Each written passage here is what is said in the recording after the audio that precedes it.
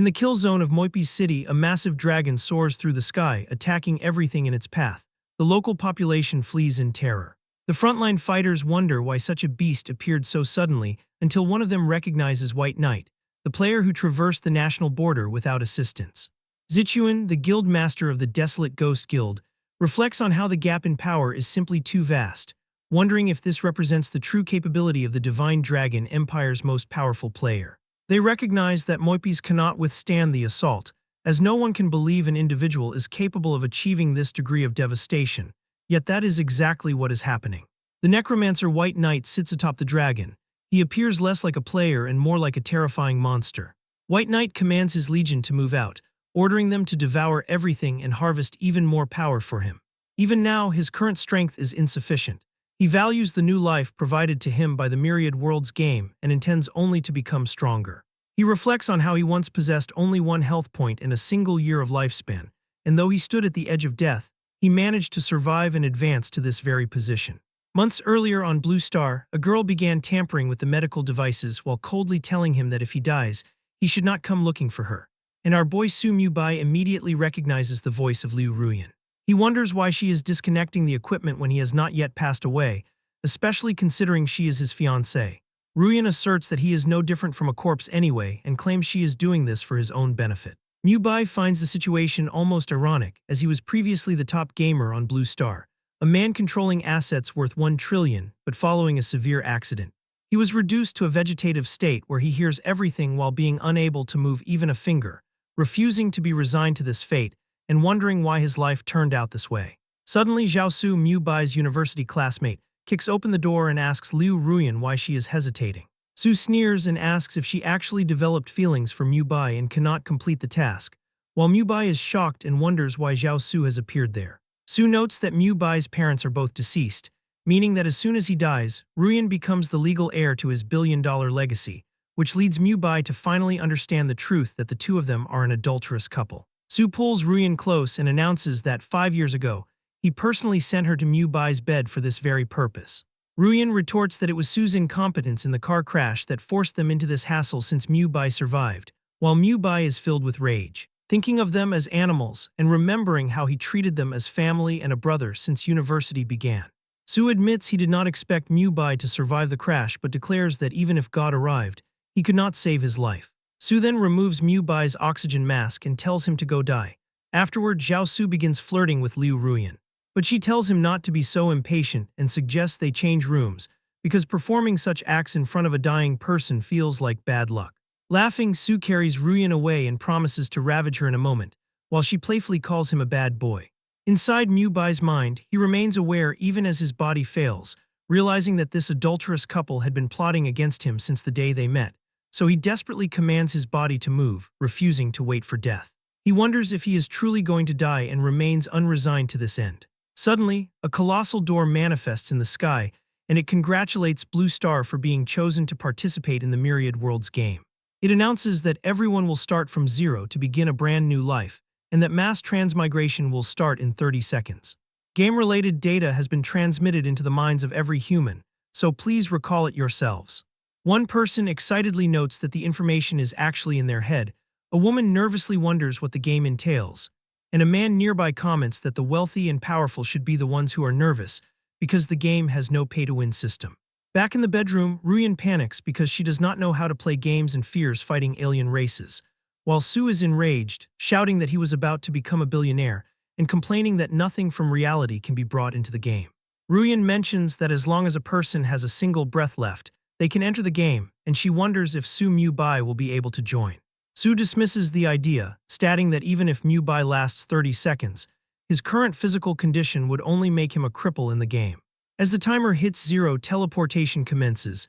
Mu-bai survives the countdown and realizes this is a chance granted by heaven. He declares that he cannot die and will not give up. Streaks of light pull people toward the portal. While many scream in fear of leaving home, others celebrate the arrival of a new life. Su Mu-bai arrives at the Descender's temple. He realizes this is reality because he can finally stand on his own feet again. A system welcomes Blue Star players and begins a body data scan, identifying him as a Descender and asking him to confirm his name as he reflects on how good it feels to be alive. He selects the name White Knight. The system confirms the name and begins his talent awakening. All players receive a talent ranging from F rank to SSS rank. To rise powerfully, a strong talent is indispensable. Bai, now White Knight, hopes his luck is not poor. To his surprise, he successfully awakens the S-rank Forbidden Talent, Promotion, and he did not expect to gain such power. The talent has 3 effects. Promotion allows him to permanently promote any object by 1 tier with no consumption.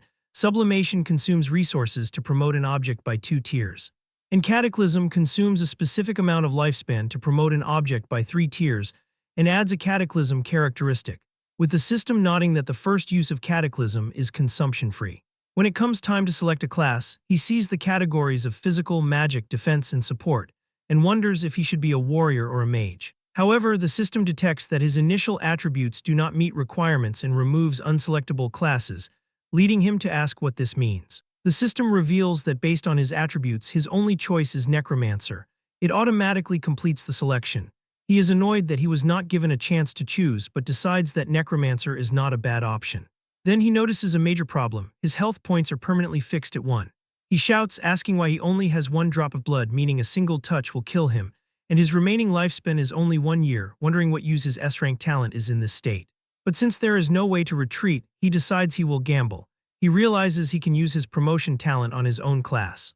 He uses Cataclysm to promote his class. The system warns that promoting the Necromancer by 3 tiers requires 100,000 years of lifespan, but fortunately, he still has 1 free use of the Cataclysm effect, and the system asks if he wants to use that. He confirms the choice. The system immediately congratulates him for changing to the exclusive hidden class, Death Sovereign. His attribute growth is modified so he gains 15 free attribute points every level. He learns the skills Lifelink and Summon Amplification while obtaining the item Book of Death. As his hidden class also gains the Cataclysm characteristic, Bai laughs, thinking the name Death Sovereign sounds domineering enough. The system warns that the game officially begins in 10 seconds, so please make preparations, as he realizes he spent too much time on his talent promotion and should have entered the game first. But he remembers Liu Ruyan and Zhao Su's faces and declares that he will find that adulterous couple and ensure they taste the flavor of despair. The countdown concludes within the Myriad Worlds game, where a system explains that every time a player dies, they will lose levels and 10% of their lifespan with a minimum of 10 years. However, under the Novice Village Protection Mechanism, player death only results in the loss of levels. The game welcomes Blue Star players and transports them to the Divine Dragon Empire, Novice Village number 9527, while the system sends a message wishing everyone safety for the journey ahead. Many players feel excited, laughing as they realize the fantasies they once read about in novels have finally come true, and they will definitely rise this time, with people immediately beginning to form groups like a priest looking for a B-rank talent mage for a party. Meanwhile, White Knight decides it is better to test his skill effects at the gate first. He summons a small skeleton, which is an F-rank level 1 active skill that summons a weak skeleton to fight for the player with a cast time of 3 seconds, a cooldown of 30 seconds, and a cost of 20 mana, with its stats being boosted by the player's spirit attribute. Next, he checks the skill Scorch, another F-rank level 1 active skill, and realizes he can release Soul Fire to scorch a target, dealing a total of 150% spell power magic damage over 5 seconds with an attack range of 30 meters, a 2-second cast time, and a 5-second cooldown. He reflects on having 2 F-rank skills, consisting of 1 summon and 1 attack. He also possesses Lifelink, an A-rank level 1 active skill that allows him to link a specific undead creature he summoned and share HP with it through an instant cast with a 10-second cooldown. Furthermore, he has Summon Amplification, an S-rank passive skill with no level that reduces summoning type skill cast time and cooldown by 50%, while increasing summon creature attributes to 500%. He thinks it is incredible to have an A-rank and an S-rank skill already, considering that since Lifelink allows him to share health with his summoned creatures, he will not need to worry about his own max HP. Unexpectedly, a glowing object appears before him. This is the Book of Death, a class-exclusive offhand item for White Knight that cannot drop, be damaged, or be traded. It is level 0 and follows the character, with its attributes unlocking after level 1 and special effects unlocking after level 10 as he learns exclusive skills from it.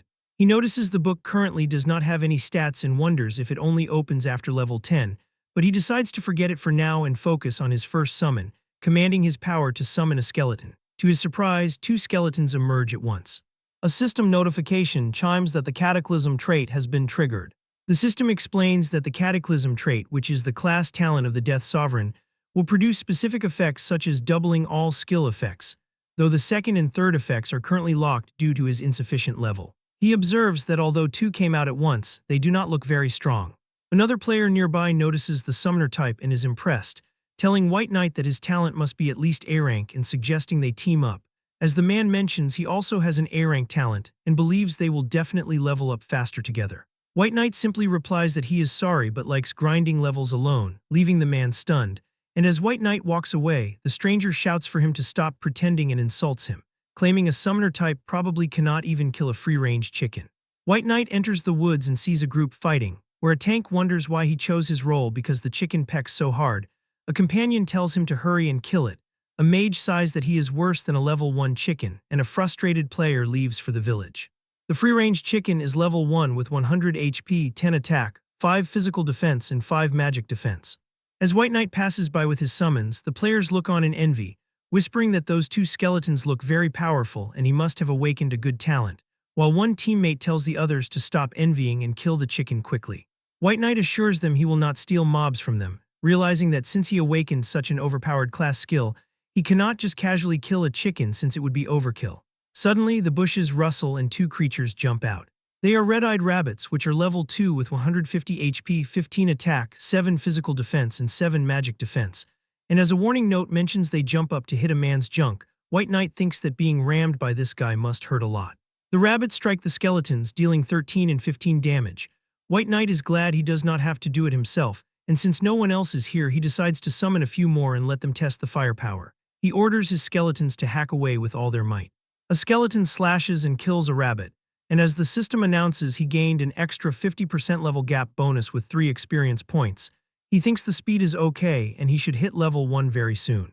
He checks his character panel to see his health is still 1-1, but through lifelink, his skeletons have 400 HP and 393 HP, leaving White Knight amazed that the effects are doubled, and he is linked to 2 skeletons at once so he will not be one-shotted easily. To avoid attracting too much attention, he decides not to summon too many for now and thinks that 4 is enough to continue grinding.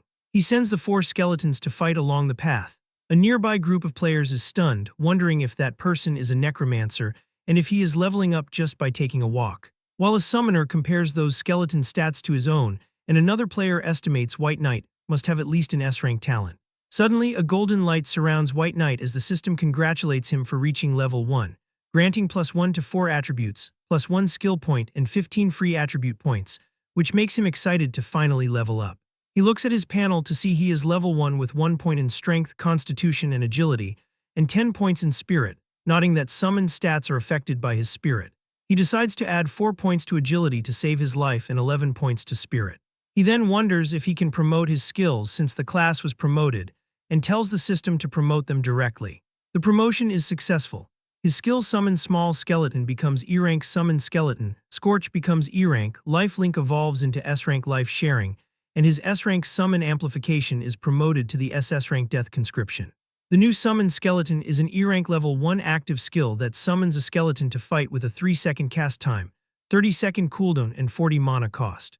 The E-rank Scorch now deals a total of 200% spell power magic damage over 5 seconds with a 30-meter range. Life Sharing is now an S-rank passive skill that allows him to share HP with all summoned undead creatures one way, while Death Conscription is an SS-rank passive skill that reduces summoning cast times and cooldowns by 75% and doubles summoning space capacity. White Knight realizes Life Sharing is heaven-defying because passively sharing HP with all summons means his sub-HP bar is approaching 9,000 HP, and he also realizes Death Conscription means he can summon 20 skeleton soldiers. He declares there is no need to be too low-key anymore and plans to fill up the summon space to grind levels fiercely. He also decides to upgrade his exclusive equipment. The promotion is successful, and the Book of Death evolves into the Death Scripture, a class-exclusive special item that provides plus 15 spell power with more effects unlocking after level 10. He is slightly disappointed that it only increased spell power by 15 and decides to wait until level 10 as his level grinding officially begins. He tells his army to charge, noting that the more the merrier. He decides he wants to summon the full 20. Thanks to Death Conscription reducing the cooldown by 75% and the Cataclysm trait, summoning a skeleton now only takes 2 seconds. His legion attacks a level 3 Razorclaw Cat Demon, earning a 50% gap bonus and 5 experience. He finds the speed satisfying and soon the system announces he has reached level 2, granting +1 to 4 attributes, plus 1 skill point and 15 free attribute points. He orders his skeleton legion to continue grinding and charge forward. Half an hour later, White Knight arrives at a swirling red portal, which he identifies as the first dungeon, Mist Forest. A system tip appears, warning him that there are treasures in the forest, but it is also filled with crises, asking if he is sure he wants to challenge it alone, to which he confirms by jokingly asking if the system can see the bunch of lackeys behind him. The system then asks him to select the dungeon difficulty from easy, normal, hard, nightmare, or hell. Without hesitation, White Knight shouts hell level and steps into the portal. The system confirms he has chosen to enter the hell level Mist Forest. White Knight enters the hell level Mist Forest. He notes that the mist is quite thick and he cannot see the path clearly at all. He commands his minions to find a path and kill monsters. Fortunately, within a 100-meter range, he can control his summons at will. Otherwise, he reflects that he would actually be afraid of them getting lost in the fog. Soon, his skeletons find a monster, a Mist Tree Demon Elite, a level 8 creature with 3,600 HP, 74 attack, 60 physical defense, and 40 magic defense, possessing the skill Entangle. White Knight laughs, thinking it looks like they have finally found a target. He shouts for his minions to attack together, and the demon responds by activating its Entangle skill. Thick vines ensnare one skeleton and tear its arms apart. He observes that an elite monster's attack power is indeed not low, however. He declares it cannot stop the sheer number of his little brothers. He orders them to focus fire on it. Upon its death, the system announces he killed the level 8 elite monster Mist Tree Demon, obtaining an extra 50% level gap bonus and 60 experience points. He reflects that the Mist Forest is originally a level 5 dungeon, but the hell difficulty increased the monsters' levels by 3, and since they are all elite monsters, the experience is quite substantial. Suddenly, something catches his attention as a Mist Tree Python elite lunges from behind to sneak attack him. He quickly jumps aside to dodge the strike from this level 8 monster, which has 3,000 HP, 108 attack, 52 physical defense, 30 magic defense, and the skill Strangle. The system notes that these pythons specialize in wrapping their prey tightly. White Knight mocks the creature for trying to sneak attack him and vows to roast it for a meal as he lifts his staff to cast Scorch, dealing 98 and 101 damage. His skeletons roar and rush in to finish the job. The python quickly falls, and after killing the level 8 elite monster Mist Tree Python, he gains another 50% level gap bonus and 60 experience points. He considers that although his current spirit attribute is 3 times that of an ordinary necromancer, his spells still aren't as fierce as his skeleton little brothers, and equipment drops from the corpse. It is a tree python belt, a piece of level 5 black iron grade leather armor with 30 durability, 9 armor, and 2 constitution, and the system suggests imagining a giant python wrapped around his waist. Mubai sighs that it is a piece of leather armor and decides to keep it for now, as even if he cannot use it, it can still be sold for money. He commands his minions to continue moving forward. As they advance, more monsters lurk in the surrounding fog. He uses his power and tells the skeletons to start the harvest. His skeletons charge into the fray, attacking tree demons and pythons at the same time. The forest quickly turns into chaos. The system dings, congratulating White Knight for reaching level 5, which grants him 1 point and 4 attributes, 1 skill point, and 15 free attribute points.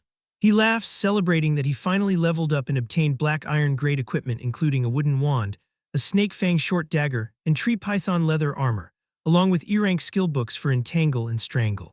He thinks the wand seems usable for a bit, but nothing else is useful, so he decides to upgrade them later and sell them. He checks his attribute panel to see he is level 5 with 51 agility, 108 spirit, 1 HP mana at 6,480, and spell power at 409, with skills including E-rank summon skeleton and Scorch, S-rank life sharing, and SS-rank death conscription. He is equipped with the wooden wand and his class-exclusive death scripture, though his remaining lifespan is still less than 1 year, noting that the wand's stats are too poor and he needs to find a better weapon later. Suddenly, the death scripture levels up. It now provides 75 spell power and 25 to all attributes while also granting a 100% damage increase against undead creatures, an effect that his summons also receive, with special effects unlocking after level 10. White Knight is pleased, noting that he can learn exclusive death sovereign skills from the book once he meets the requirements. He calls for everyone to come out and get ready to work, and with his new equipment, he feels ready to challenge the boss. He tells his minions to go see the boss's strength. He encounters a silver-grade boss and 2 reinforced elites, thinking the hell level difficulty is indeed quite interesting.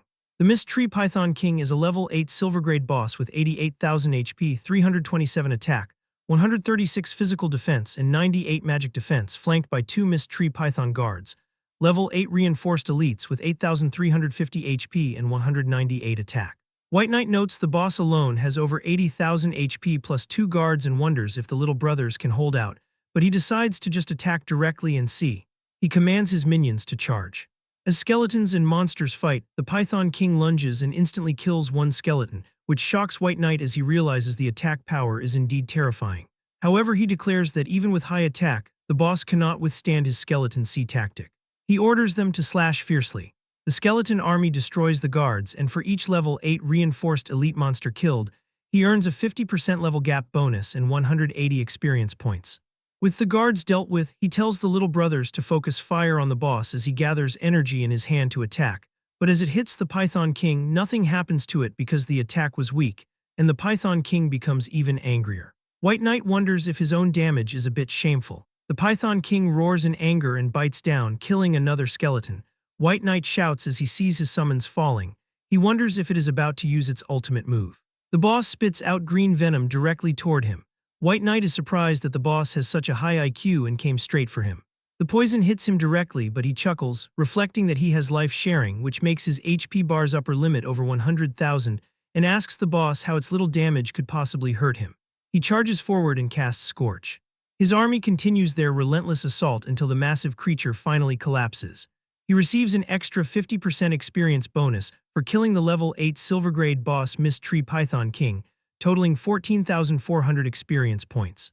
Mubai cheers that the first kill was easily secured. The system dings, congratulating White Knight for becoming the first player in Novice Village number 9527 to solo kill a boss, granting him 1 basic life soul stone and 1 gold coin, while another notification follows, congratulating him for being the first to solo kill a Silvergrade boss, and rewarding him with 5 basic life soul stones and 5 gold coins. The system issues a notification throughout Novice Village number 9527, announcing that White Knight has become the first player to solo kill a Silvergrade boss. The message encourages all players to learn from him so they may also obtain rich rewards, though the local players find this news difficult to believe. Some express curiosity regarding who White Knight is and what kind of freakish talent he awakened, assuming his talent must be at least S rank or possibly even SS rank, as they argue it is absolutely impossible to solo kill a Silvergrade boss so quickly otherwise. One player is filled with rage at the massive gap between people, while another complains that the Myriad Worlds game is too unbalanced. He says they barely struggled to kill a small mob while this person is already solo killing bosses, and another player sighs, admitting he did not expect to be cannon fodder after transmigrating. In another part of the woods, a woman realizes that solo killing a boss triggers a system announcement, and reflects that if she had known, she would have let Maple Leaf Xiaoxiao solo kill that black iron grade boss himself. Maple Leaf Xiaoxiao tells her it does not matter and notes that there will be opportunities later. Xiaoxiao admits that White Knight is stronger than him and acknowledges that he is no match for a Silvergrade boss right now. The woman, Wealthy World, points out that Xiaoxiao already awakened an S-rank talent, yet White Knight is still stronger, wondering if White Knight's talent is actually SS rank, which Xiaoxiao thinks is very likely. Awei, the team's tank, suggests that they try inviting him, while Cotton Candy, a mage with the appearance of a small child, notes that an SS rank talent is too strong and wonders if he would even agree to join them. Wealthy World declares she will try anyway, nodding there has not been a man yet who could refuse her invitation. Meanwhile, White Knight is suddenly bombarded with friend requests and wonders why so many of them popped up all of a sudden.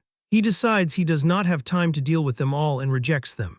He then examines a basic life soul stone, a special item that increases lifespan by 30 days upon absorption, though upon death, he would lose 1/10 of his lifespan with a minimum loss of 3 days, making him wonder if this is an item that can actually increase lifespan. He decides to promote those stones first, and upon doing so, he obtains an intermediate life soul stone, a special item that increases lifespan by 120 days. He would lose 1/10 of that life with a minimum loss of 12 days, but he laughs, realizing the promotion actually worked. He calculates that 6 intermediate life soul stones equal almost 2 years of life, thinking this joy of getting things for free is simply addictive, and deciding he needs to get more life soul stones. He looks at 2 skill books he received but realizes neither is for his use, and as he checks other equipment pieces, he notes that only the poison ring is somewhat useful, so he decides to promote it. The promotion is successful, and he obtains a venomous ring, a gold-grade accessory with 100 durability that provides 30 spell power, 10 agility, and 10 spirit. Magic skills now have a certain chance to inflict 150 poison damage, triggering at most once every 10 seconds, and he reflects that magic with a poison attribute is not bad, for if his attack is not enough, the poison will make up for it.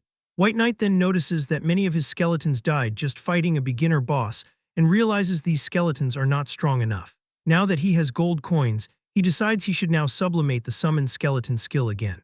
He brings up the skill menu, which offers to promote to Tier 1, sublimate to Tier 2, or Cataclysm to Tier 3, and he chooses to sublimate. The system asks him to confirm the consumption of 5 gold coins to overwrite the previous promotion effects. He thinks 5 gold coins is really expensive, but he tells himself that money used can be earned again and orders the system to sublimate for him. The system announces that his F-rank skill, Summon Small Skeleton, has been successfully sublimated into the D-rank skill, Summon Skeleton Soldier. This D-rank level 6 active skill allows him to summon a skeleton warrior or skeleton archer to fight, featuring a 3-second cast time, a 30-second cooldown, and a cost of 200 mana points, with stats boosted by the player's spirit attribute. He is very pleased with the skeleton archer and thinks those 5 gold coins were well spent, so he summons his new minions, calling them little cuties. The skeleton archer has 637 strength, constitution, and agility, possessing 6,370 HP and 764 attack with 319 physical defense. Its skill is Double Shot, an E-rank level 6 skill that instantly fires 2 arrows to deal 90% physical damage each with a 30-second cooldown. And he notes that since it converted to the archer class, its agility bonus is significantly increased. Meanwhile, the skeleton warrior also has 637 strength, constitution, and agility, 7,644 HP, and 956 attack with 319 physical defense. Its skill is Heavy Strike, an E-rank level 6 skill that deals 175% physical damage with a 30-second cooldown, as its strength bonus is significantly increased due to the warrior class conversion. White Knight thinks these stats are finally decent, and his Scourge army finally looks the part, so he orders his minions to continue exploring for him. As they scatter, they encounter a Goblin Elite, a level 8 monster with 2,800 HP, 96 attack, 58 physical defense, and 45 magic defense. It possesses the skill Throw, so he orders his ranged units to focus fire on one first. Arrows strike the goblin's head, killing it instantly. He receives an extra 50% experience bonus and 60 experience points, noting that his speed has indeed increased a lot and realizing he needs to switch to a higher level area to farm monsters. Back in the village, players are recruiting for squads requiring A-rank talents or above. A man suddenly announces that he is preparing to establish the Hegemony Guild and asks if anyone wants to join, but other players mock him, asking who he is to recruit people right after entering the game and if he is actually awesome.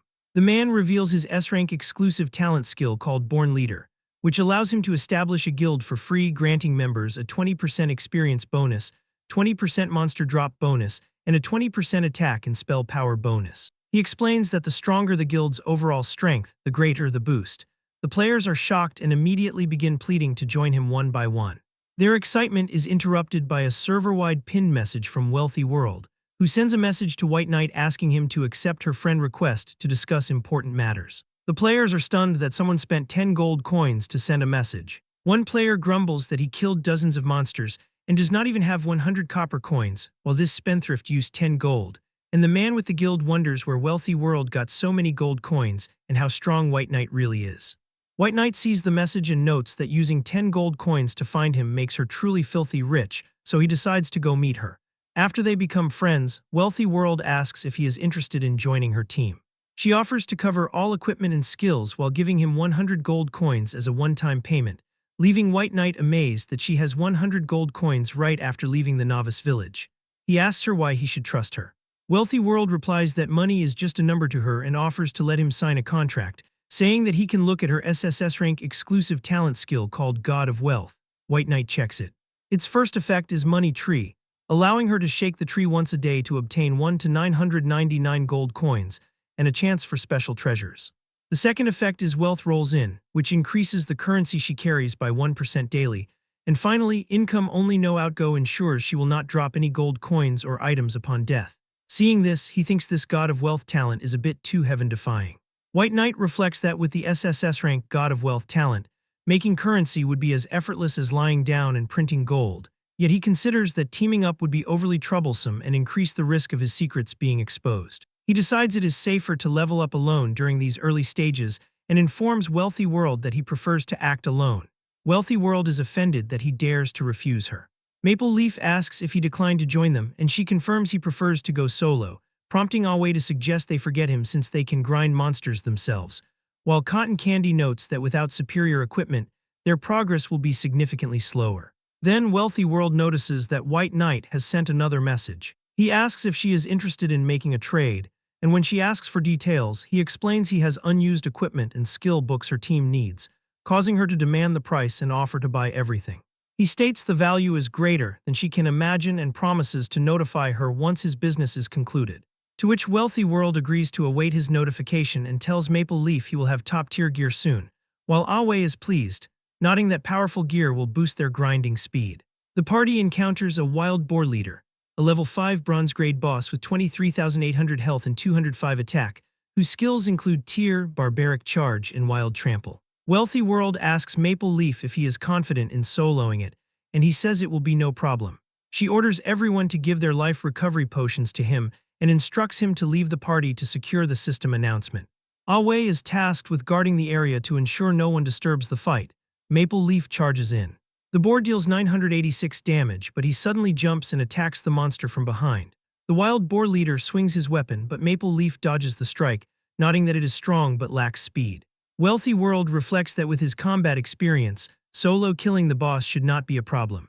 Meanwhile, White Knight defeats a level 8 silver-grade boss, the Goblin Leader, gaining a 50% experience bonus and 14,400 points.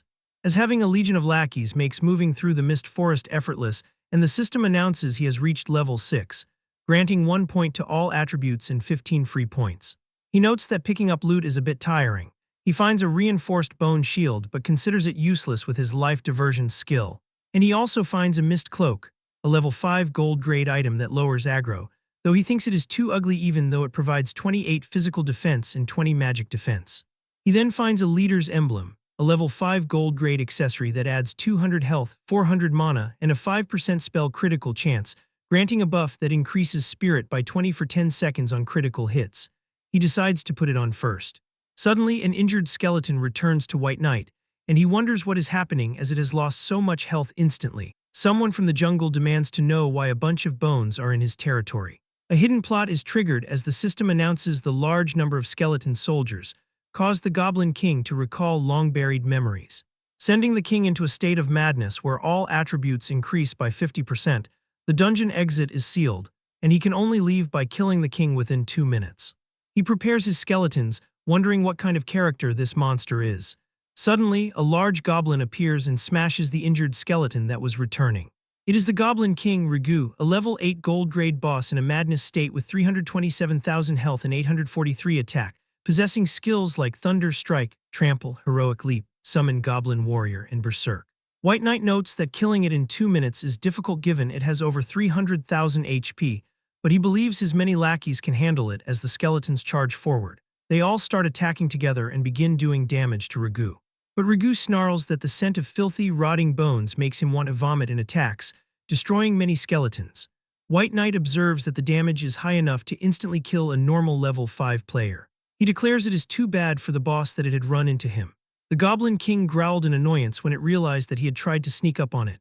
Meanwhile, the skeleton archer continued firing arrows and dealing steady damage. The Goblin King finally decided to target the archer, which was exactly what White Knight wanted. Finally, the Goblin King had enough and summoned the warriors of its race, ordering them to smash those filthy bones into fragments for their king. Goblin warriors began pouring out of a portal.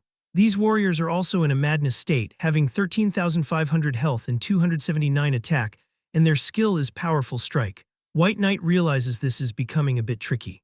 Rigu grows furious at the necromancer standing before him and declares that he has already taken his clansmen and hidden them in the mist forest, demanding to know why White Knight will not let him go. Rigu roars for his warriors to crush them as he uses Heroic Leap to slam into the ground, creating a powerful shock wave that craters the earth while White Knight manages to step aside just in time. But he notes that the hit still hurt quite a bit, and realizes that it is a good thing he is sharing health with his minions to make the damage less dangerous. He summons more skeletons and orders a quick fight to finish those small ones first. The skeletons rush forward and begin cutting down goblin warriors. He then commands the archer skeletons to shoot. Rigu watches as more of his army falls and cries out in denial. Rigu roars that this king will absolutely not become a slave again and will not be defeated. At that moment, Rigu enters a berserk state, and the system reveals that his attack power and speed have increased by 50%, while both his physical and magic defenses have decreased by 50%. White Knight simply looks at the raging boss and declares that he is a noob talking too much nonsense. Suddenly, a system announcement rings out, stating that Maple Leaf Xiaoxiao has become the first player to solo kill a bronze-grade boss, making him realize the first kill announcement has been stolen. But he decides to forget it because he cannot lose the big picture for small gains and launches his attack. He orders all his skeletons to attack and charge. The skeletons cut down all the goblin warriors and the boss is killed by White Knight's attack. The overwhelming numbers finally bring the boss down. The system announces that White Knight killed the level 8 gold grade boss Ragu, granting a 50% experience bonus for 43,200 points as he reaches level 7. Gaining attribute and skill points while being rewarded with 12 basic life soul stones and 12 gold coins, noting the extra rewards for soloing a gold grade boss. He looks around and wonders why there are no drops, considering if it could be related to a hidden plot. Meanwhile, a man wearing full armor has just obtained a treasure and laughs, declaring it increases lifespan while his guild members flatter him as the #1 expert in Novice Village, number 9527. When the announcement for Maple Leaf Xiaoxiao appears, one member claims he is just lucky and decides to find a gold boss, making the guild master wonder if they think he can kill anything. Right then, another announcement appears stating White Knight solo killed a gold-grade boss. The man in armor wonders what kind of talent White Knight actually awakened, and if it could be SSS rank. On the other side of the forest, Maple Leaf comments that this person's strength is truly terrifying. Wealthy World tells him it is fine and that the Myriad Worlds game has just begun, so there is plenty of time to catch up, reminding him that she is there. Maple Leaf then tells the group it is time to go see the first dungeon. Back with White Knight, a system notifies him that because he killed Ragu within 2 minutes, he successfully triggered the hidden plot Ragu's Nightmare, which increases the Mist Forest dungeon difficulty to disaster grade. Suddenly, a thick mist flows out of the boss's mouth. He wonders what the situation is and what is going on. The mist shows visions of goblins living until they are imprisoned and burned alive, a scene he finds tragic. He then recognizes the small skeleton he summoned at the very beginning appearing in the vision. He realizes the small skeleton was once a goblin when he was alive. Ragu's body begins glowing and transforms into Skeleton King Ragu, a level 10 dark gold grade boss in an insane state with 1,800,000 health, 4,215 attack power, 780 physical defense, and 675 magic defense, possessing a wide array of deadly skills as one of the most successful works of ancient necromancers. Ragu reflects that in the end he could not escape the fate of becoming undead. Ragu calls for his warriors to fight for him as their souls form his blade. White Knight stares at the monster and wonders if this is something that can even appear in a novice village. Ragu unleashes lightning and his own summons appear, including level 10 skeleton warriors, mages, and archers with enhanced stats and skills boosted by the Aura of the Dead, which increases attributes by 20%. He notes their combat power is catching up to his minions as Ragu points his sword at White Knight and declares that all enemies will become undead just like them. White Knight wonders if the system is serious and asks how they can fight when the attack power is so high. A system announces that Ragu's Nightmare has officially started, disabling protection and warning that if White Knight dies, he will lose a minimum of 10 years of his lifespan, making him wonder if his journey is ending here. Ragu unleashes Thunder Heavy Strike, dealing massive damage of 9527, 10,086, and 10,010 to White Knight's skeletons. White Knight curses the situation and blocks the thunder attack. He then commands his little skeletons to aim at the scums and fire. White Knight realizes that with his current mana pool, he is limited to summoning 20 skeleton warriors, but he considers that this will be insufficient because the enemy's defense is far too high.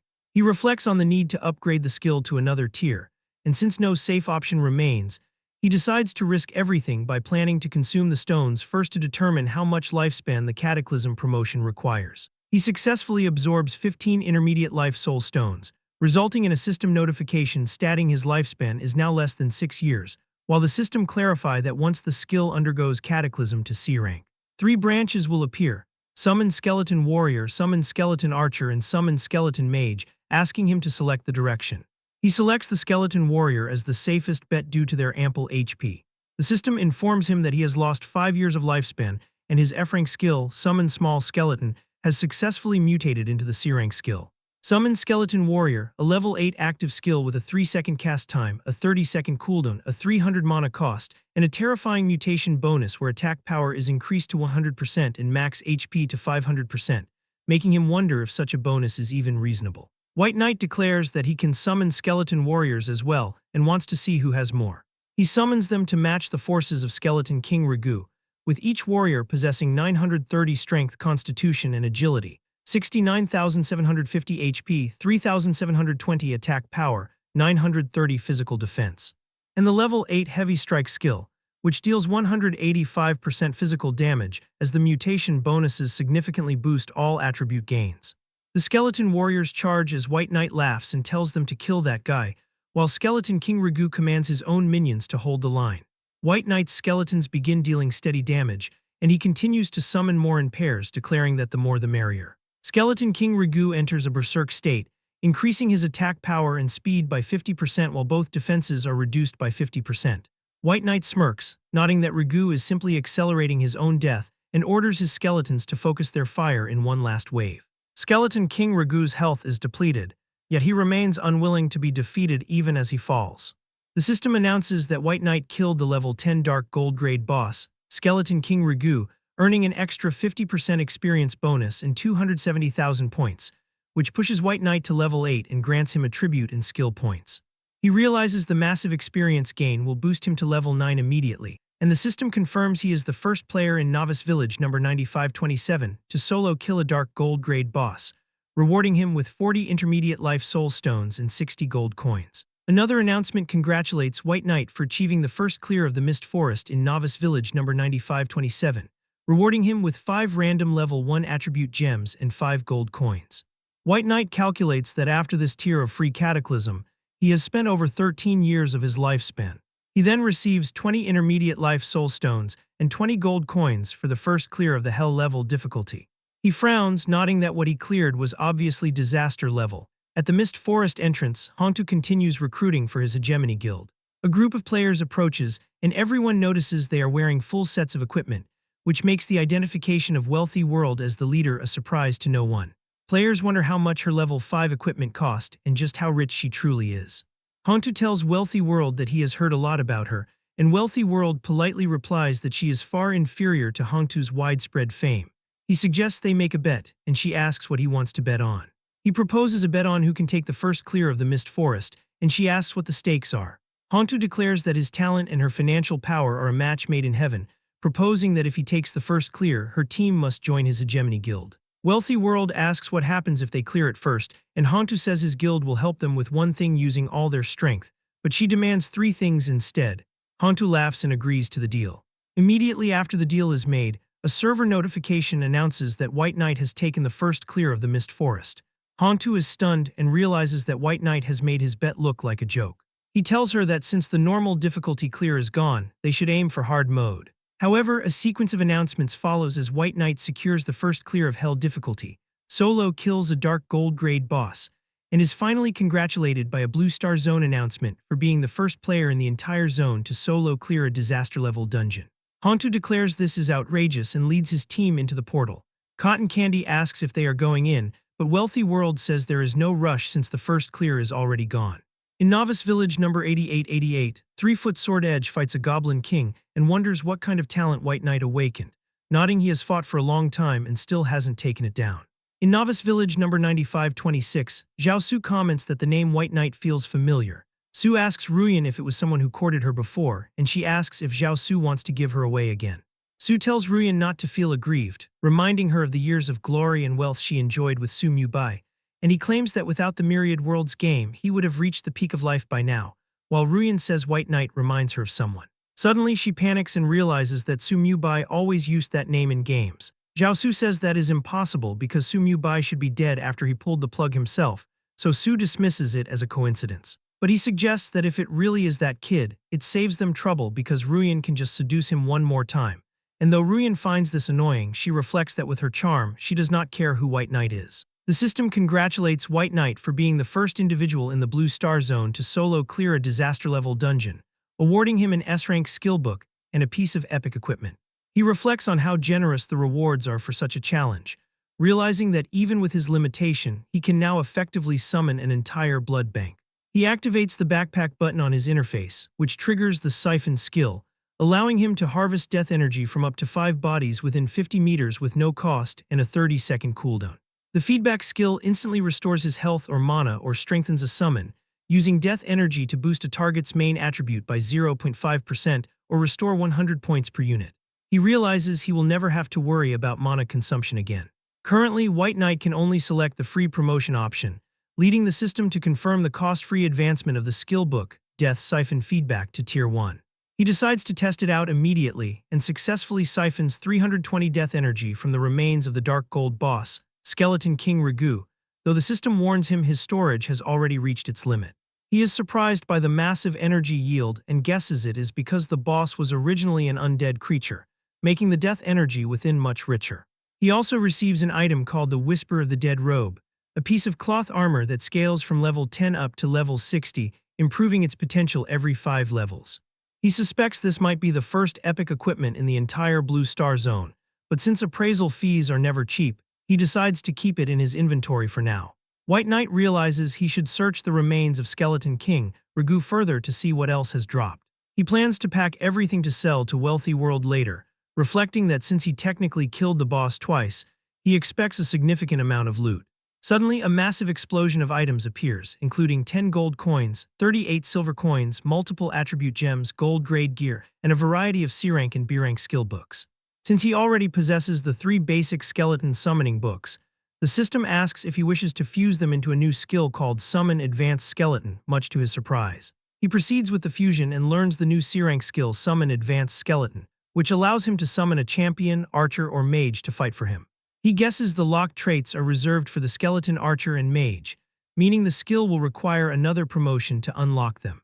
The system then prompts him to select a promotion tier, and he chooses the direct, cost-free B-rank advancement, though the mana cost for his summons now rises to 1,000. A blue orb suddenly appears and White Knight wonders what it is.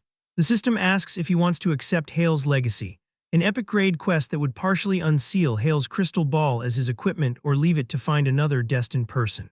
He considers whether the quest item itself can be promoted and decides to try.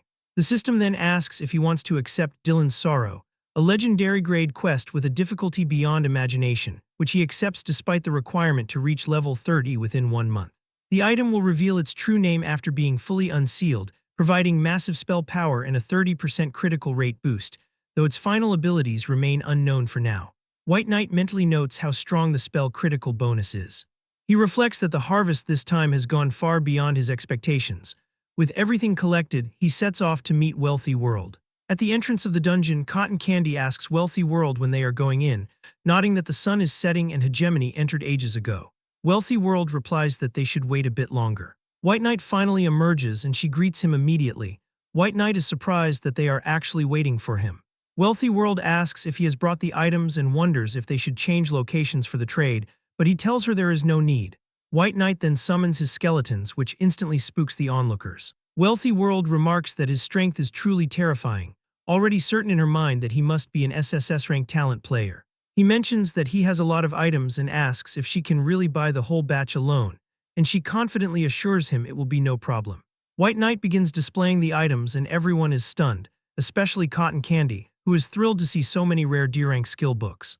Wealthy World tells White Knight to name his price and she will buy it all, so he lists the rates for his black iron gear, bronze gear, and skill books. She agrees and immediately pays the coins. After that, she asks him to bring out the real good stuff, and he calmly confirms he has it, but he displays the gold-grade equipment, a C-rank skill book, and other high-quality items. White Knight points out that her money might not be enough, but since they can sign a system trade contract, he is willing to let her settle the balance tomorrow. Since he is being so straightforward, Wealthy World decides not to be pretentious and asks him to name the total price. The Resurrection skill book in his hand alone is worth 500 gold coins, as it allows a priest to revive players while reducing death penalties. Cotton Candy is overjoyed when she sees the Resurrection skill. Wealthy World agrees to the deal and promises to pay the remaining gold tomorrow. White Knight reflects that the first effect of the God of Wealth talent allows her to shake the money tree once a day for up to 999 gold coins. He thinks her certainty comes from the confidence given by her talent's other 2 effects. He also recalls that their first kill of a bronze-grade boss rewarded them with 2 life soul stones. He asks if they want to make another deal. He guarantees he can help them take the first clear of the nightmare difficulty Mist Forest and gain the strength to grind the hell level. However, his condition is that he wants the life soul stones from the Mist Forest first clear along with the ones they currently possess. Wealthy World and Maple Leaf Xiaoxiao agree to the deal. In the dungeon, while everyone else is fighting, Mubai is resting and receiving notifications about monsters being killed and the experience he has earned. He reflects that even with only one drop of blood, life is still sweet and his leveling speed is not delayed. The system notifies him that he has reached level 9, gaining attribute points and skill points, while White Knight wonders where the appraiser has gone. He has traveled all this way to find the man to identify his equipment, yet he cannot even find a shadow of him. He does not understand why a perfectly functional appraiser loves painting so much, running to the grasslands to sketch scenery instead of working. Suddenly, the system notifies him that his skeleton champion has died, triggering the Cataclysm trait to resurrect it with full status in the summoned space. White Knight is shocked because the skeleton champion possessed nearly 150,000 health points, yet it was killed instantly, making him wonder if the appraiser was responsible. If he had known an NPC was capable of such power, he would have definitely preserved more of his lifespan earlier. White Knight is inspecting the area below the cliff, but as he does, someone suddenly materializes behind him. That person observes that the boy is not bad for being able to summon so many piles of broken bones. He immediately notices the terrifying speed of Huai Jian, the appraiser and painter of Novice Village number 9527, whose level and health remain unknown. Jian remarks that he was in a rare good mood to come out and sketch from nature, yet his peace was ruined by the kid's pile of broken bones. Jian demands that the boy speak and asks how he intends to compensate him. White Knight presents some money in a pouch and nervously asks if paying money would be acceptable. Jian takes the pouch but asks if it looks like he lacks money. Still, Huai Jian asserts that he is not an unreasonable person. He declares that he will charge 100 gold coins and that White Knight should take the painting he created. Jian tells him that his work is not something just anyone can obtain and that he should be secretly rejoicing. White Knight opens the scroll and mentally notes that even a 3-year-old draws better than the appraiser. Jian notices the look on his face, and a dark aura immediately begins to spread. White Knight quickly shouts that the senior misunderstood his reaction. He explains that he simply wanted to calm his mind and wash his hands before properly appreciating the insights the senior had while creating the masterpiece. This response pleases Jian, who remarks that the kid is not bad. Since he is in a good mood today, Jian asks if White Knight has anything that needs appraising, offering to do it for free. White Knight immediately thanks the man. Huai Jian inspects the equipment and comments that White Knight's strength is good and his luck is even better. Jian then mutters to himself that for 100 gold coins, he has appraised 4 items and actually lost big time. Jian chants a spell and a golden light reveals the details of the items. The first is the Shadow Boots, which are level 10 dark gold grade plate armor footwear with 200 durability. They require 80 strength and 50 constitution to wear.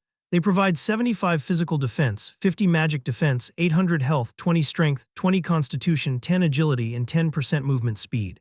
The attached skill is Shadow Step, which allows the wearer to fade into shadows, increasing movement speed by 60% and reducing damage taken by 10% for 30 seconds. The system notes that putting them on will automatically teach him the Go Step dance. The second item is the Heavy Bone Armor, a level 10 dark gold grade plate armor for the upper body with 3/3 upgrade potential. It requires 100 strength and 80 constitution while providing 180 physical defense, 120 magic defense, 1200 health, 25 strength, and 25 constitution. It also reduces physical damage taken by 100 points. The attached skill is Bone Armor, allowing the wearer to summon bones to arm themselves, which increases the reduction and reflection effects of the armor by 300% for 30 seconds. As part of the bone set, having 1 out of 2 pieces grants a 10% bonus to attack and physical defense. The third item is the Heavy Bone Sword, a level 10 dark gold grade two-handed sword with 3/3 upgrade potential. It requires 120 strength and grants 288 attack and 50 strength while dealing 30% splash damage. Its attached skill is Powerful Strike, which gives attacks a certain chance to trigger triple damage. The final item is the Necklace of the Dead, a level 10 dark gold grade accessory with 200 durability. It requires 100 spirit and provides 80 spell power, 500 health, 1000 mana, 30 spirit, 10 constitution, and 10 agility. Its attacks apply a curse effect, reducing a target's dual defenses by 100 points, and summoned creatures can also trigger this effect. The attached skill is the Dead, a fear-type passive that reduces negative status effects on the wearer by 50%. Huai Jian tells White Knight that in normal times, just one of these would cost 100 gold to appraise, meaning he got a huge bargain. He warns him to keep his bones away and not disturb his sketching again. White Knight asks the senior to wait, which annoys Jian further. Jian asks if he still has dark gold equipment and grumbles about agreeing to appraise things for free. To his shock, White Knight presents an epic grade item, He claims he was just lucky. This item is the Robes of the Dead's Whisper. He thinks that since dark gold appraisal fees are so high, this epic one must be even more expensive, so he must grab this free chance. Giant keeps his word about it being free, but admits his appraisal technique level is too low to appraise such an item. White Knight is stunned, and Giant explains that he is just a novice village's part-time appraiser, so it is reasonable that he cannot handle epic-grade equipment. White Knight realizes the old man's logic makes sense. Huey Giant then offers to teach him the appraisal technique. White Knight is excited, realizing he will not have to spend money on appraisals in the future, but Giant says he must pay tuition first and raises 5 fingers. White Knight guesses the price is 500 coins. Huey Giant confirms it is 500 ancient gold coins. These were the first batch of coins ever minted and have ceased circulation, but their value to collectors far exceeds ordinary gold. White Knight remembers that when copper coins undergo promotion, they become ancient copper coins, and he has some in his backpack. He wonders if gold coins would also become ancient gold coins if they were promoted. The system notifies White Knight that Huey Giant has added him as a friend. He accepts the hidden mission to collect 500 ancient gold coins for Huey Giant to receive the basic appraisal technique skill. As the old man prepares to leave, White Knight asks him to stay once more. Giant yells in frustration, asking what the kid wants now. White Knight presents a large bag, and Giant's eyes go wide when he sees it is full of ancient coins. White Knight asks if he can be taught the technique now. Huey Giant laughs, saying the good kid really gave him a surprise. White Knight completes the hidden mission and receives the basic appraisal technique skill book. Giant tells him that when he has 10,000 ancient gold coins, he should contact him again for another surprise. White Knight accepts the next hidden mission for 10,000 coins, though the reward is currently unknown. He finds the old man interesting and reflects that a basic technique cannot satisfy him. He uses promotion and obtains the intermediate appraisal technique, earning the title of intermediate appraiser. His proficiency starts at 0. As his proficiency increases, his success rate will slightly improve. For dark gold items, his success rate is 60%, but for epic items it is only 10%. The skill has a 5-second cast time, a 60-second cooldown, and consumes 1,000 mana. He attempts to appraise his epic robe, but the system informs him that the appraisal failed. He notes that with only a 10% probability, his luck might be quite bad. He refuses to believe he will stay unlucky forever and continues to try until the system repeatedly declares that the appraisal has failed. He eventually gives up for the moment. Suddenly, a notification announces he has discovered a wild treasure chest. He reflects that today is full of surprises and thinks that if a high-level monster guards the chest, he has hit the jackpot. He arrives to find the chest guarded by a pack of wolves. He commands his boys to come out and work. His skeletons charge forward and attack the wolves. A massive wolf lets out a howl and many more wolves appear. White Knight realizes he is being ganged up on. He also summons more skeletons and says, "Let's see who has more people." The skeletons engage the pack in a brutal fight, and shortly after they defeat the lead wolf and it falls onto the ground. White Knight mocks the lead wolf, noting that he had not even lined up his main skeletons before the beast was already dead. The system announces he killed a level 10 reinforced elite prairie vicious wolf, gaining 450 experience points. He also killed the level 10 silver grade boss prairie wolf king, earning 36,000 experience points. He receives 1 gold coin and 38 silver coins, along with a level 1 agility gem and a basic skill book. The system congratulates White Knight for reaching level 10, granting him 15 free attribute points. He also becomes the first player in the Blue Star Zone to reach level 10, earning the title far ahead. He wonders if wild treasure chests can be promoted. He tries to use promotion on the chest, and the system announces that the promotion was successful. He can't believe it actually worked. White Knight opens the chest and obtains a gold-grade weapon called the Withered Wood Staff. He also finds a gold-grade treasure map. He reflects that the rewards are a bit sparse with only 2 items, but the map quickly captures his interest. The system explains that following the gold-grade treasure map's guidance will lead him to a gold-grade treasure chest, and asks if he wishes to use the map to mark the hunting route on his system map. Nodding, the destination coordinates are located outside the novice village. At that moment, the system notifies White Knight that since his level has reached the novice village limit at level 10, he must proceed to his affiliated city. He realizes he will no longer gain experience points if he stays. He decides he will find the village chief first, but determines he should casually promote the treasure map while he is at it. After using promotion, he obtains a dark gold grade treasure map. The system updates the destination coordinates to the area near Jinxie City to start the treasure hunt. He reflects that this route is far too distant and would require him to go abroad, meaning he cannot reach it for now. Meanwhile, Hontu leads the Hegemony Guild out of the dungeon, as a system announcement confirms they achieved the first clear of the hard difficulty, Land of Mist dungeon. Hantu declares they should get ready to tackle nightmare difficulty immediately. However, another system notification rings out, congratulating Wealthy World for leading a squad to the first clear of the nightmare difficulty, Land of Mist dungeon. Hantu is shocked that they actually beat him to it and asks how they cleared nightmare difficulty so quickly. Wealthy World simply tells him she has good luck. Hantu hears people talking and grows angry, wondering why White Knight sold equipment and skill books only to Wealthy World. He declares that since White Knight dares to go against him, he will definitely make him pay.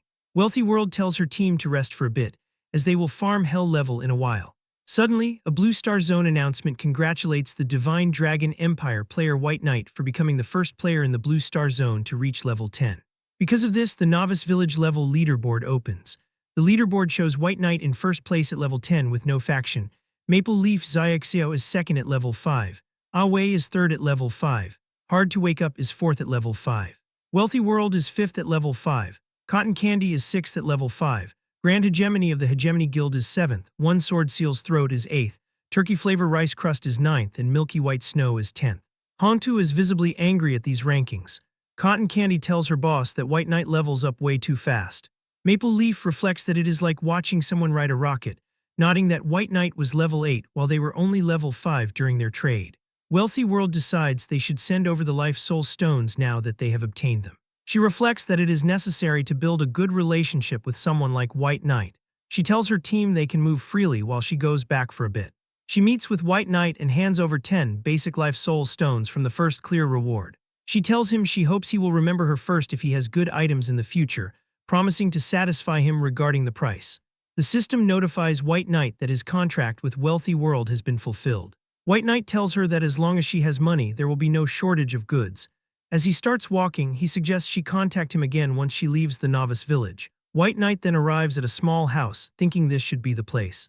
The village chief appears and remarks that he did not expect a descender to reach level 10 so quickly. White Knight tells him he wants to leave the Novice Village. The chief declares that the God-forbidden land will eventually belong to the descenders anyway and tells White Knight to follow him. He leads White Knight to a glowing teleportation circle and explains their village is affiliated with East Sea City. It is one of the 10 great level 1 main cities of the Divine Dragon Empire, and also the most prosperous coastal city in the empire. The chief tells him that arriving at East Sea City is where the real beginning lies. White Knight thanks the chief and promises to return to repay him if fate allows. After he leaves, the chief reflects on the coming chaotic times and wonders how many people will die this time. Elsewhere, Zhao Su asks Ruyan if she thinks White Knight might really be Su Mu Bai. Ruyan declares she does not care who he is. She says that as long as she meets him, he will absolutely not escape her hand. At the same time, White Knight finishes his teleportation to East Sea City. He thinks that this world is way too realistic. He feels a bit disappointed that leaving the Novice Village did not even have a reward.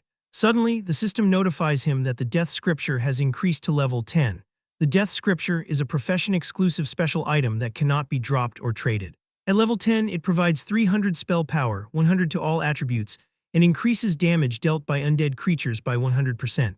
The system explains the Soul Siphon special effect, where targets killed by him or his summons have a portion of their soul power absorbed. Wild monsters killed by him have their respawn time doubled, and players killed by him suffer double penalties, including lifespan loss. Opening the second special effect requires 1,000 soul points in level 30. White Knight reflects that a double death penalty and exclusive skills are interesting. He opens the book as a new skill Death Gaze triggers. White Knight groans at the damnably painful feeling of impending death as he learns Death Gaze. This is an SSS rank, level 1 active skill. It deals true damage equal to 50% of spell power per second for 10 seconds. Creatures he gazes upon are continuously affected by fear. Any creature with a life level lower than his will have all attributes forcibly reduced by 20% once they are gazed upon, an effect that ignores all resistance. Furthermore, creatures killed by Death Gaze suffer extreme pain and enter a 40% weakened state for 12 hours after resurrection. The skill is instant cast with a 60-second cooldown and a 100-meter range. White Knight thinks on the true damage per second and the potential for the promotion trait to double the damage and range. He jokingly wonders if staring at people until they die is a bit perverted. Suddenly, someone appears behind him and says that he did not expect a descender to awaken this kind of power. He tells White Knight he is very lucky but also very unlucky. White Knight asks who he is. The man is Sidhu Jai, the city lord of East Sea City and elder of the Divine Dragon Hall. White Knight notes that he is another person so strong he cannot even see their level. White Knight politely greets City Lord Sidhu. Sidhu observes that the young man truly carries the power of death and notes he has officially changed classes to a sovereign class profession. Sidhu remarks that such a profession should not have appeared in the God-forbidden land. White Knight is surprised that Sidhu sees through his hidden profession. Sidhu sighs that it is a pity because when White Knight takes that step, the path will be far more difficult than other sovereign professions. White Knight asks what that means. Sidhu declares that he should consider this a test through him, offering information regarding the Death Sovereign if he succeeds. The system notifies White Knight that he has obtained the quest item Medal of the Forgotten and has accepted the epic grade mission Sidhu's test. The mission content requires him to clear the Land of the Forgotten and reach 100% exploration rate. White Knight realizes there is no failure penalty and wonders if he just picked up an epic grade mission for free. But as he looks up, Sidhu vanishes, leaving him confused. Suddenly, a 5-minute countdown for teleportation to the Land of the Forgotten begins. White Knight panics, complaining that the system is not giving him any preparation time. He was planning to socket gems into his equipment first. He runs through the area, asking any kind soul to tell him where the teleportation array is located. White Knight enters the Land of the Forgotten.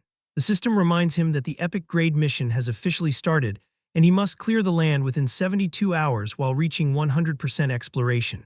He decides he better hurry up and summon his minions. Otherwise, he will not feel safe.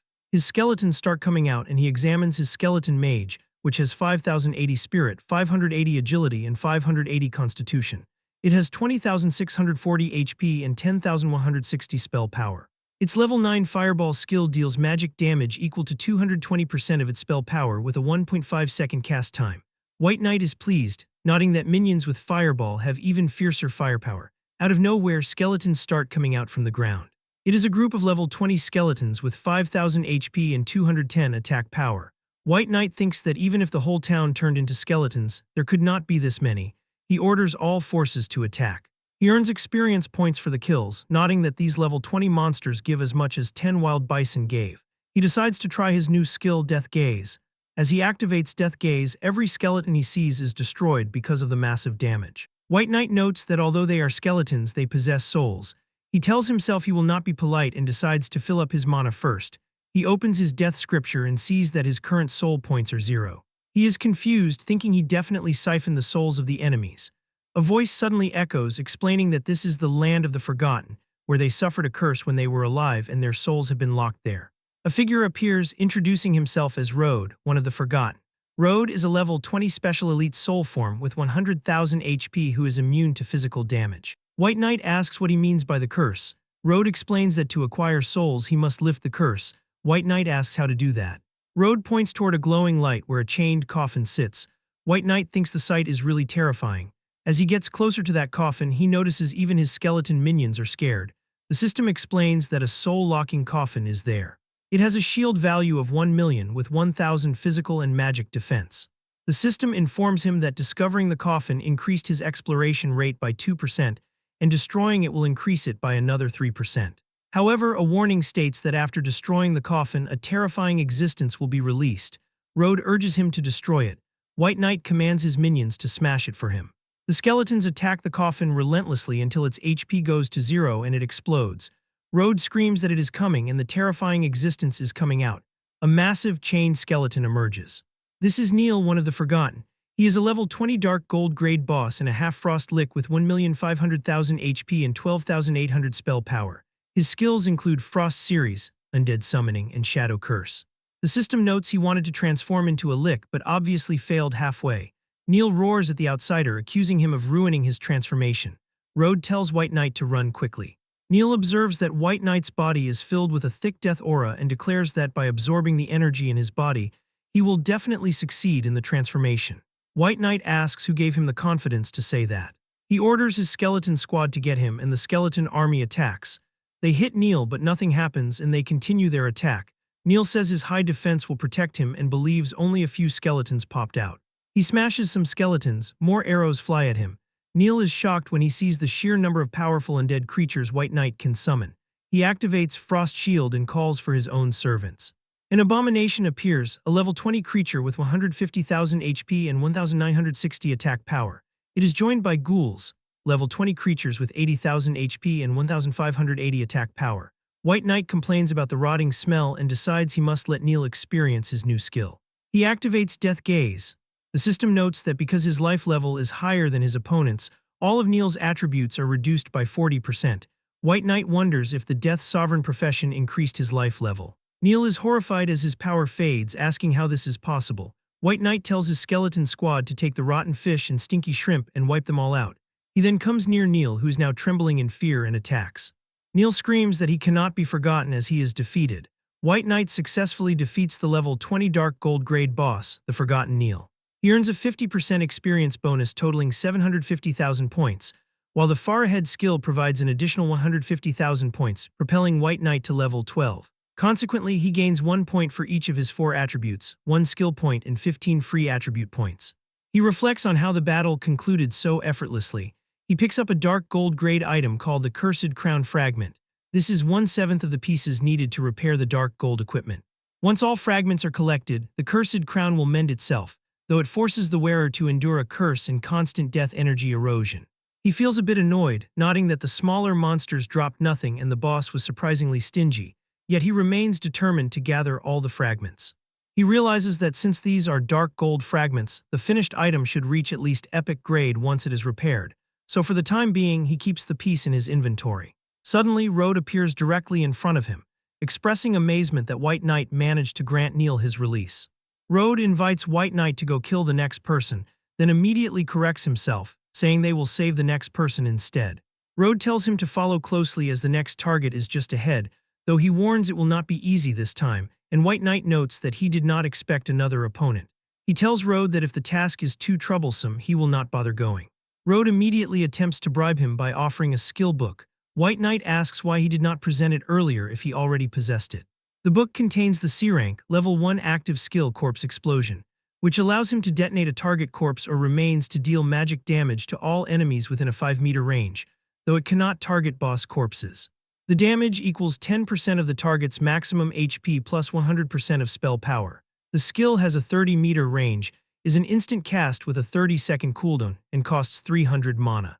White Knight recognizes this as a powerful area of effect skill and chooses to promote it immediately. It evolves into the B-rank skill Advanced Corpse Explosion, a version that detonates a corpse within a 10-meter range. The damage increases to 15% of the target's maximum HP plus 150% of spell power. The range expands to 50 meters with an instant cast and a 30-second cooldown, and the mana cost rises to 600. He tests the ability on an enemy. The resulting explosion covers a massive area. He is amazed at how the power is much stronger and the range wider than he anticipated. Road continues to praise him, but White Knight ignores the nonsense, feeling satisfied to finally have a reliable AoE skill. He considers that his speed for grinding monsters will increase significantly now. 1 hour later, he says that the Land of the Forgotten is quite big and eventually encounters the Forgotten Walter. This marks his 7th opponent. White Knight uses Advanced Corpse Explosion on the target. Walter refuses to go quietly, threatening that White Knight will eventually pay the price before he falls. Upon death, Walter drops loot. White Knight has now gathered exactly 7 Cursed Crown fragments and begins to synthesize the equipment.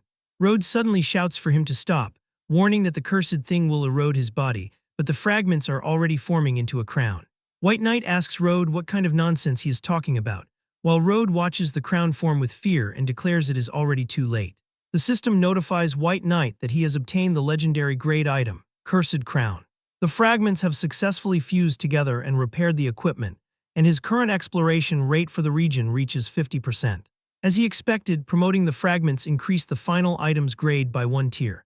However, the 50% exploration rate suggests other monsters still remain in the area. Road urgently demands that White Knight throw the crown away immediately, warning that the death energy will erode him until he becomes a walking corpse while White Knight stands in a daze. Road yells again for him to discard it quickly.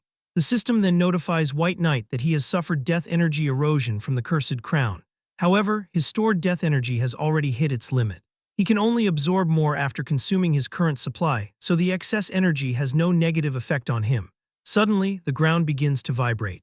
White Knight snaps back to attention and wonders if a truly terrifying enemy has appeared, so he commands his skeleton squad to take a defensive stance. A faint white light leaks from the earth. Road instantly recognizes the presence and his face fills with terror. A red coffin with gold edges rises from the ground. The system notifies him that the aura of the Cursed Crown has awakened the forgotten Franklin, a lick who is slumbering beneath the Land of the Forgotten. Rhodes screams that Franklin is the one who cursed them all and turned this place into the land of the forgotten. Rhodes begs White Knight to help him kill the monster Franklin, promising to pay any price. White Knight realizes this NPC has become a companion to him and promises to help. He views Rhodes' status and sees he was the mayor of Sunset Town, and only a remnant of his soul remains. He is a level 20 special elite soul form with 100,000 HP. His skill is Soul Possession, which boosts a target's main attribute by 20%, as Rhodes has finally recovered his memories. White Knight accepts the unique hidden mission, Rhodes' request. The objective is to kill the forgotten Franklin for an unknown reward, and he receives the Soul Possession buff, increasing his spirit attribute by 20%. Rhodes thanks White Knight and vows to fight alongside him with all his power. The forgotten Franklin appears as a level 20 Frost Lick. Because he is in a severely injured state, his level is reduced, but he remains an epic grade boss with 15 million HP and 48,000 spell power. His physical defense is 5,000, while his magic defense is 8,000. His resistances are incredibly high, including 95% against ice and 25% against death. He is a true lick, and even with a damaged soul, he is extremely dangerous. Franklin is surprised that Rhodes survived. He senses the power of the repaired cursed crown and commands the crown to return to its rightful master. To his shock, the item does not respond. White Knight tells him there is no reason for the item in his hand to listen to his summons. The Cursed Crown is a legendary grade item for levels 10 to 120 with 1000 durability. While the normal requirement is the Forgotten Franklin, the Death's Sovereign Profession allows White Knight to ignore this and forcefully equip it. Once the opponent is killed, the restriction returns to normal. It provides 100 physical defense, 200 magic defense, 2000 HP, 4000 mana, and 75 to all attributes. White Knight puts the crown on, which grants a 10% spirit bonus and 30% curse resistance. Its passive skill, Power of Curse, causes all of his spells to apply 2 random curses to targets for 5 seconds, and the second skill, Curse Aura, reduces the speed, attack speed, and casting speed of all enemies within 100 meters by 30% while consuming 200 mana per second. Franklin immediately summons his Shadow Knights. These level 20 creatures have 200,000 HP and 6,800 attack. White Knight thinks that an epic grade boss has a much stronger army than a dark gold one. He chooses to deal with the underlings first and orders his skeleton squad to charge. The skeleton warriors strike the Shadow Knight's horses while the archers rain arrows down. White Knight activates his Curse Aura. Their speed immediately drops by 30%. He mocks them, saying that at this speed even a car would crawl like a snail. Franklin curses in anger. White Knight feels satisfied. He is now level 15, equipped with 2 legendary items, and the Death Scripture has boosted his attributes significantly. Compared to when he first arrived in the Land of the Forgotten, his stats have nearly doubled, though it is a pity the Cursed Crown cannot be promoted further. Franklin warns him that he is courting death. White Knight tells him he will not give him a chance to breathe and uses Death Gaze on Franklin. The system notifies that White Knight's life level is superior. As a result, he applies the Agony Curse, dealing shadow damage equal to 100% of his spell power every second for 5 seconds. Franklin collapses to his knees, his mind unable to grasp how his power has been surpassed. He trembles and asks exactly who he is, but White Knight looks down at him and declares that his name is something the Lick does not need to know. This cold dismissal enrages Franklin, who screams that a wretched human has no right to insult a great Lick. He vows that regardless of who his opponent is, he will be interred in the Land of the Forgotten this very day. A violent tornado of dark energy erupts from Franklin's chest as he demands the human's death, intending to seize the boy's power for himself and commanding his greatest servant to emerge. He summons the undead bone dragon Cacus. Though the beast is in a heavily injured state that has reduced its level to 20, the system still identifies it as an epic grade boss. It possesses a staggering 20 million health points and an attack power of 12,000, while its defenses are equally high, with physical defense at 10,000 and magic defense at 6,000, and the system notifies White Knight that the arrival of Cacus has brought his exploration rate to 90%. White Knight realizes that Franklin actually possessed the power to summon a bone dragon and reflects on the test provided by the City Lord of East Sea City, acknowledging that the difficulty is truly as brutal as he expected. Cacus exhales a blazing breath of energy directly at him. His skeleton warriors immediately move to form a defensive wall, successfully intercepting the attack. Franklin is stunned, unable to believe that simple skeleton warriors could block the attack of his bone dragon. The system informs White Knight that he has consumed all his death energy points to reinforce a skeleton warrior, which boosts all its attributes by 640%. Even as he suffers death energy erosion from the Cursed Crown, his death energy points increase by 10, and he reflects on how the crown has become a walking power bank for him. He is excited to demonstrate the extent of his power and pushes Franklin back, making the Lick become furious and shout at White Knight for using his crown against him. Franklin unleashes a spell called Frost Hell and attacks White Knight, with the strike successfully hitting its mark this time. The Lick bursts into loud laughter after firing the death ray, fully expecting a fragile human body to die instantly. But White Knight is unharmed, and Franklin realizes that something is wrong as he understands that the human has learned life sharing, but he sneers that the skill is not without its flaws. Franklin immediately casts Death and Decay, following it with a bone prison that traps the boy in place. He then releases Bone Spike Hell, sending jagged spikes erupting from the ground to shred White Knight's minions. White Knight realizes the Lick is using AoE attacks specifically to break the life-sharing link by killing all his summons at once. To prevent this, he recalls the unreinforced skeletons to the summon space and reflects that now Franklin will not be able to break the link. He orders his remaining forces to capture the leader, knowing that if the leader falls, the rest will follow. Franklin is startled when a skeleton warrior suddenly closes the distance, and he begins dealing continuous damage to it, while White Knight commands his minion to endure the assault. Though the skeleton is eventually torn into pieces, the Lick declares that the wretched human has lost.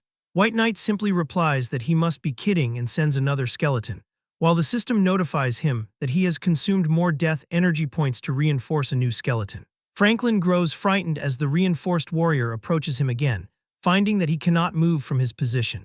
The skeleton strikes, delivering a final blow that shatters the Lick. The system announces that White Knight has killed Franklin, granting a 70% experience bonus for a total of 12.75 million points, an advancement that pushes him to level 17 and gives him 1 point to all attributes plus 15 free points. Simultaneously, he defeats the undead bone dragon Cacus and earns another 70% bonus, receiving 25 million experience points to reach level 19 with another 15 free attribute points. Meanwhile, a system-wide announcement declares that White Knight is the first player in the Blue Star Zone to solo kill an epic grade boss, rewarding him with 100 points to his main attribute, 50 skill points, and 50 intermediate life soul stones. He is impressed with his own progress.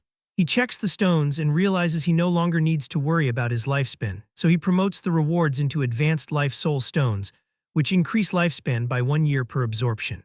After consuming all 50, his lifespan reaches 51 years, and his lifespan crisis is finally solved.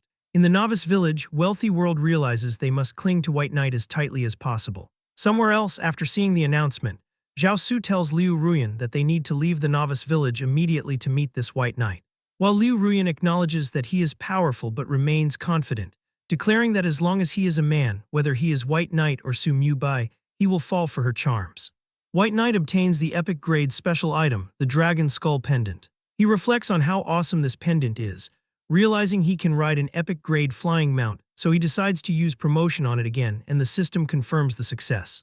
He obtains the legendary grade special item, the Frost Horn, knowing that by blowing it, he will obtain a legendary grade mount from the Undead realm, a Frost Dragon. He blows the horn and notes a dense aura of death appearing. The Frost Dragon appears and calls him a foolish human, noting that the one who summoned it is incredibly weak. A light of purification suddenly appears and he tells it not to touch him, but the Frost Dragon addresses him as master and declares it is willing to become his mount. Consequently, White Knight's mount space is unlocked, and he obtains the legendary grade mount, Frost Dragon. A Blue Star Zone announcement congratulates the Dragon God Empire player, White Knight, for obtaining a mount, while White Knight notices the Frost Dragon shrinking and the Blue Star Zone mount leaderboard is now open, making him wonder if mounts even have a leaderboard and skills.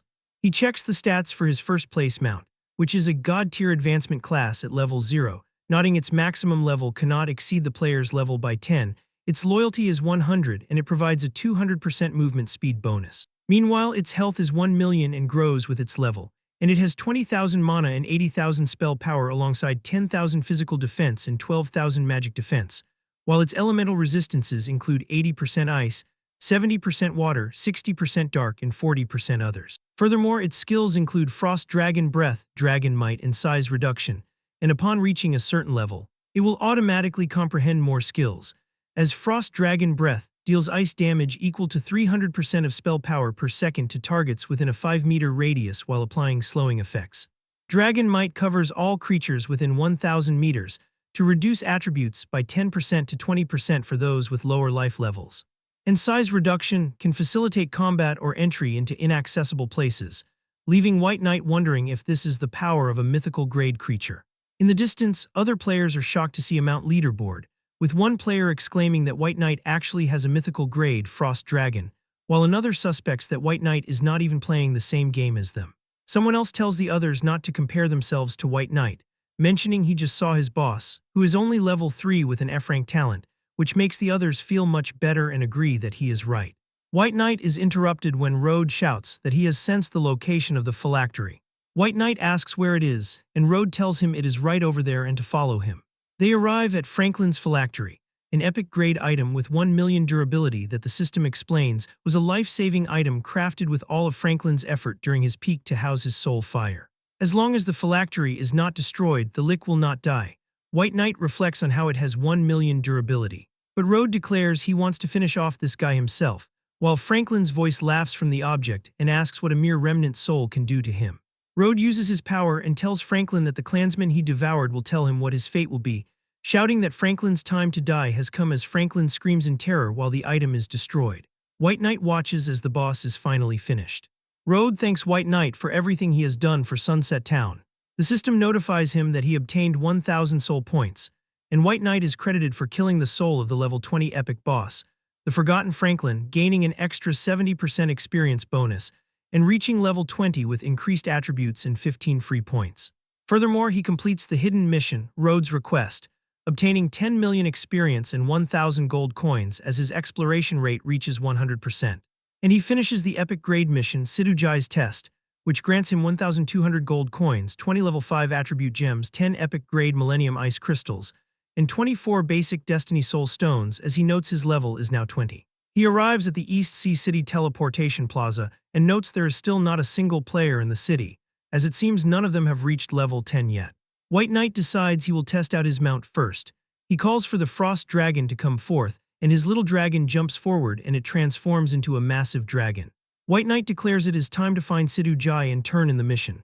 White Knight flies through the sky on his mount. Sidujai watches this and tells the little guy that he has far exceeded expectations. White Knight greets the city lord. Sidujai tells Mubai to make his little pet shrink because his place cannot handle it, so White Knight makes the Frost Dragon small. Sidujai observes that White Knight's profession is not as simple as just a sovereign-class profession, making White Knight ask what he means and wonder if there is a difference among sovereign-class professions, though Sidujai says he is not entirely clear himself, but will answer some questions since the test is complete. He completed the epic grade mission, Sidujai's Test, yet White Knight thinks Sidujai is quite stingy because there are not any immediate mission rewards visible. Sidujai explains that in the myriad worlds, professions are divided into tiers, listing normal, hidden, advanced hidden, unique hidden, and finally exclusive hidden professions, noting that White Knight's Death Sovereign is the highest tier. Sidujai notes there is no way for a player to reach the highest tier at White Knight's current stage, because only at level 29 do they have a chance for a breakthrough, which puzzles him. While White Knight thinks to himself that he cannot tell Sidujai it is because of his substitute system. Sidujai warns him not to rejoice too early, as the stronger the profession the harder it is to break through, so White Knight requests guidance and Sidujai says that for the Death Sovereign profession to advance, it must experience enough death. He reveals that in the near future, a great war is destined to erupt in the God-forbidden land, and the Divine Dragon Hall hopes White Knight will go to various nations to advance and conquer those lands. As Sidujai wonders if the human race will truly have the qualifications to set foot into the myriad worlds, he notes that the national borders have not opened yet. Sidujai tells him to find a certain person and give him a letter, saying this person will give him a treasure that can cross national borders. He looks at a photo of Huey Wen and wonders about him while White Knight signs a contract with the Divine Dragon Hall, though the system warns that in the future he can only advance in other nations and will be hunted down if he violates the contract. He is told that once he reaches the 3rd tier, Sidujai will recommend him to join the Divine Dragon Hall. Sidujai gives him an item that will provide unimpeded access throughout East Sea City, and he thanks the city lord. White Knight obtains the East Sea Token 7, a special item personally crafted by Sidujai, and realizes possessing it makes him the master of Courtyard number 7 in East Sea City, which means he now owns a house in a Tier 1 city.